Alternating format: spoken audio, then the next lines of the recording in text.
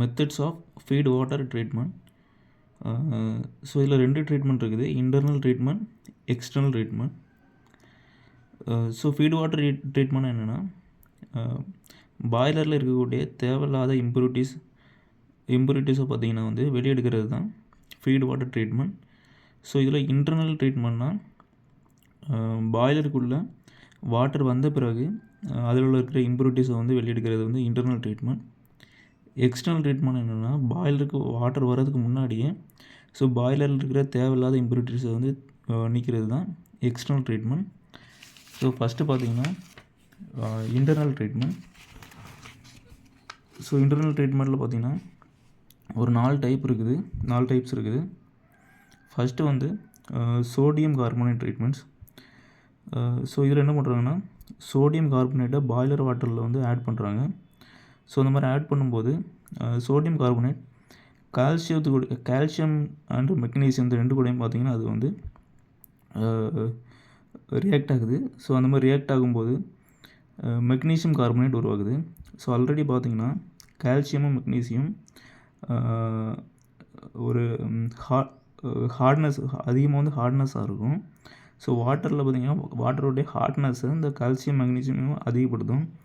So இந்த calcium magnesium வாட்டர்லேருந்து எடுத்தாச்சுன்னா வாட்டருடைய hardness வந்து கம்மியாயிரும். So இந்த மாதிரி கம்மியாகிட்டு கால்சியம் சோடியம் கார்பனேட்டும் பார்த்திங்கன்னா ரியாக்ட் ஆகி மெக்னீசியம் கார்பனேட்டை சேஞ்ச் ஆகிறதுனால மெக்னீசியம் கார்பனேட் வந்து ஒரு சால்ட்டு, அது அப்படி கீழே படிஞ்சிடும். ஸோ படிஞ்ச பிறகு அந்த சால்ட்டை வந்து ஈஸியாக வந்து ரிமூவ் பண்ணிடலாம். ஸோ ரெண்டாவது பார்த்திங்கன்னா கொலாய்டல் ட்ரீட்மெண்ட். ஸோ இந்த கொலாய்டல் ட்ரீட்மெண்ட்டில் ஆல்ரெடி பாய்லரில் இருக்கக்கூடிய அந்த சுவரில் ஒட்டிகிட்டு இருக்கக்கூடிய தேவையில்லாத ப்ரிசிபிடேட்டிங் பார்ட்டிகளை வந்து ரிமூவ் பண்ணுறதுக்கு யூஸ் பண்ணுறதுக்கு இது வந்து நம்ம வந்து பயன்படுத்துகிறோம். ஸோ இதெல்லாம் டேனிஸ் லைனஸ் அப்படிங்கிறது வந்து நம்ம வந்து 2 கொலாய்டல் மெட்டீரியல் யூஸ் பண்ணுறோம். ஸோ இதை யூஸ் பண்ணுறதுனால பாய்லர் சுவரில் ஒட்டியிருக்கக்கூடிய அந்த ப்ரெசிபிடேட்டிங் மெட்டீரியல் எப்படி வந்து வெளியாகுதுன்னா, ஆக்சிஜன் பார்த்திங்கன்னா இது வந்து இந்த லைனஸ் வந்து சுவரில் போய் ஒட்டிட்டு ஆக்சிஜனும் கரோசிவ் மெட்டீரியலும் பார்த்திங்கன்னா பாய்லர் சுவரில் வந்து டச் ஆகிற மாதிரி இது வந்து ஒரு லைனராக வந்து ஃபார்ம் ஆகிடுது. ஸோ அந்த மாதிரி லைன் ஃபார்ம் ஆகிறதுனால மேற்கொண்டு ப்ரெசிபிடேட்டிங் மெட்டீரியல் பார்த்திங்கன்னா பாய்லர் சுவரில் ஒட்டாது. ஸோ இருக்கக்கூடிய தேவையில்லாத பார்ட்டிகளும் அதில் வந்து ரிமூவ் ஆகிடுது. ஸோ ஆக்சிஜன் சப்ளை இல்லாததுனால. ஸோ அடுத்து பார்த்திங்கன்னா பாஸ்பேட் ட்ரீட்மெண்ட். ஸோ இதில் வந்து சோடியம் பாஸ்பேட்டை வந்து வாட்டரில் வந்து மிக்ஸ் பண்ணுறாங்க.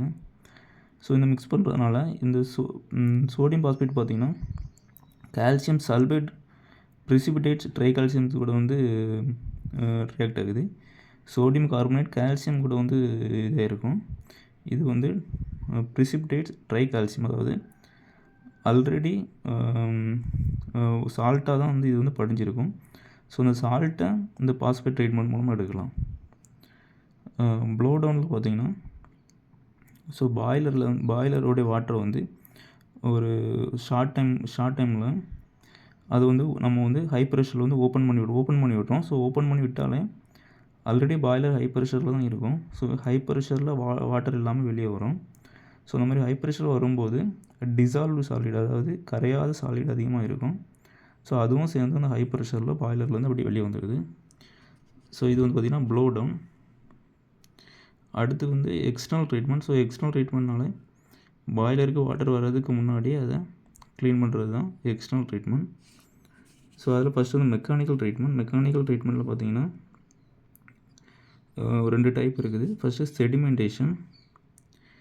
ஸோ செடிமெண்டேஷன் என்னென்னா, ஸோ வாட்டரில், அதாவது பாய்லருக்குடைய வாட்டர் பார்த்திங்கன்னா ஒரு ஷார்ட் டைமில் வந்து அது வந்து வேற ஒரு பெரிய டேங்க் வந்து சேஞ்ச் பண்ணிவிட்டு பாய்லரில் இருக்கக்கூடிய தேவையில்லாத வந்து சாலிட் பார்ட்டிகளை வந்து டைரெக்டாக க்ளீன் பண்ணுறது தான் செடிமெண்டேஷன். அடுத்து பார்த்திங்கன்னா கோகுலேஷன். ஸோ இந்த கோகுலேஷன் என்னென்னா, அலுமினியம் சல்பேட்டை வந்து பாய்லர் வாட்டரில் மிக்ஸ் பண்ணுறாங்க.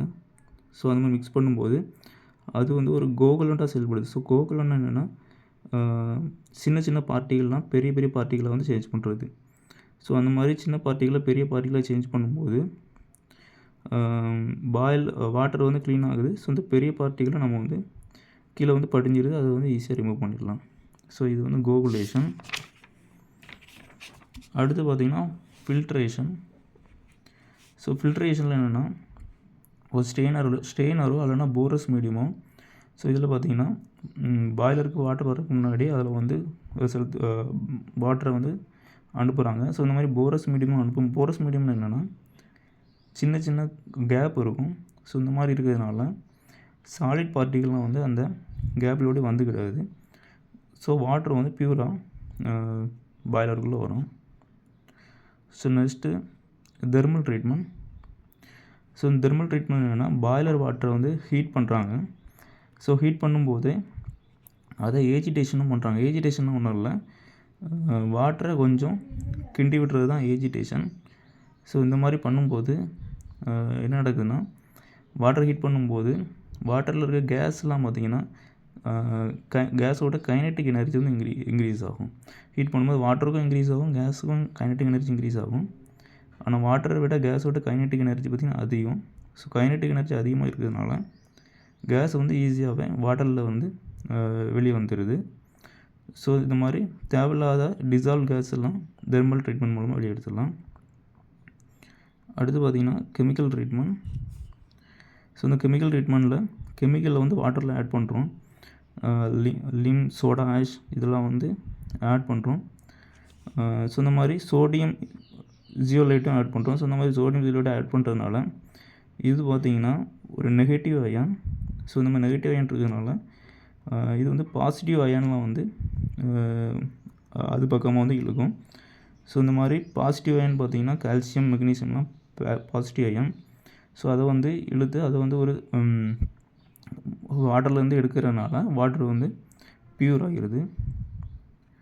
ஸோ அடுத்து பார்த்திங்கன்னா டீமினரலைசேஷன். ஸோ இதில் என்ன பண்ணுறாங்கன்னா வாட்டரில் இருக்கக்கூடிய மினரல்லாம் எடுத்துறாங்க. ஸோ வந்து வாட்டர் வந்து க்ளீன் ஆகுது. இது டீமினரலைசேஷன்.